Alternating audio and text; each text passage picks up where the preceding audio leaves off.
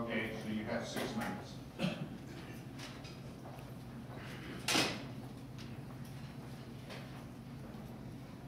Thank you, Mayor, members of council, and we appreciate your having this hearing so people can be heard tonight. This is a very controversial issue, and it should be, because this is going to affect our city in a variety of different ways in terms of affordability of our energy in the city, not only for residential consumers but industrial customers, but the kind of city we want to become and the kinds of industry we attract here. You're going to hear from a number of people tonight in far greater detail than I'll be able to go into or really have the expertise to go into. But there are a number of problems with this rate case. And you've heard the punchline from T-Paul, and you'll hear it from a lot of people. I think this rate case is upside down and backwards. And basically what we think is the first problem with this case is that we have yet to demonstrate that what Austin Energy is asking for in terms of a rate increase is justified. The second, that the allocation methodology that they're using is an appropriate one. And you'll hear from myself and others who think that this is basically a corporate welfare program and that shifts a lot of the cost from the biggest users to the small residential customers. We think that there are some issues with the way the blocks are set, that they actually don't do what Austin Energy hopes they will do, which is encourage conservation and renewables, and in fact would discourage them. And that they are unfair to the lowest income and smallest users. The first point, however, is most important. Typically, when a regulatory body like yourself convenes a rate case, they have an independent auditor who has gone over the proposal of an electric utility. I've been in this business as a consumer advocate for 26, 27 years now. And it's been my experience that every utility goes into the regulatory body asking for at least twice what they need. And you guys are in a particular position where you've got basically 2 regulatory bodies, the City of Austin and the PUC. And we are now at the point where we're beginning the second act of a 3-act play. The first act was the EUC, and they said, yeah, good enough, we'll send it on to City Council. You all have an opportunity to really knuckle down and look hard at it.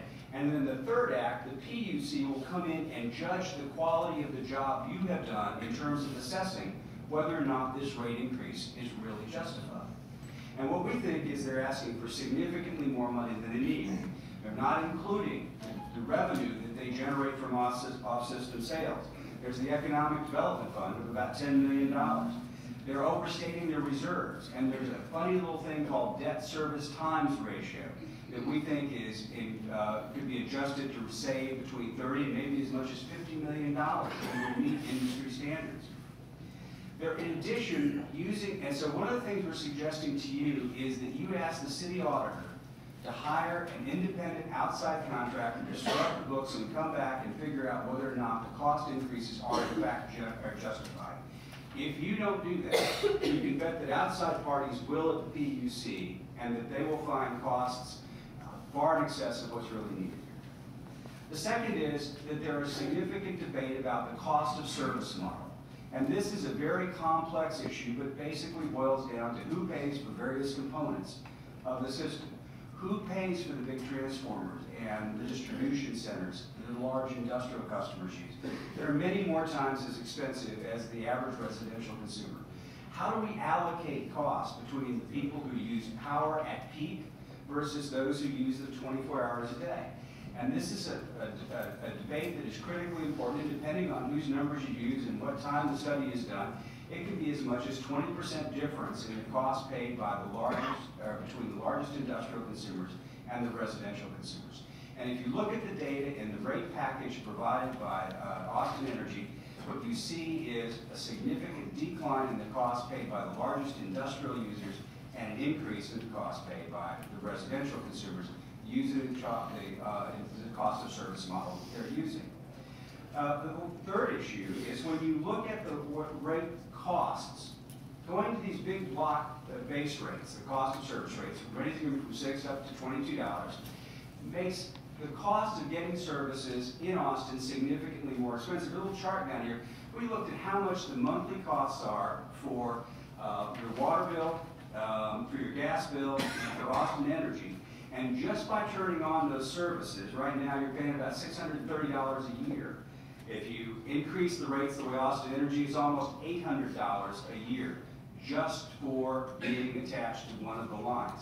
Now, Austin Energy makes a good point. We're going to need some way to assure that if we all go solar or if we all begin to become more efficient, we're going to have to pay for the system. But when you look at the number of people who benefit from those services today, it's an infinitesimal small number of customers. And we think special rate packages ought to be designed to recover the revenue and the distribution costs from those people who benefit. Now, there are a number of solutions on the back page. The biggest one is we like what they're doing in terms of increasing the rates on the largest users within the residential blocks, and we think that'll make a difference. We think we ought to authorize pilot programs that can be adjusted to recover those people who do efficiency and renewables. We think we ought to expand the low-income programs, and you'll hear much greater detail about that. One of the other things we think we ought to be doing here is saying that if you qualify for low-income programs, we ought to get an energy efficiency audit out there. And we ought to come up with ways to do energy efficiency programs for low-income people who are tenants. Let's see.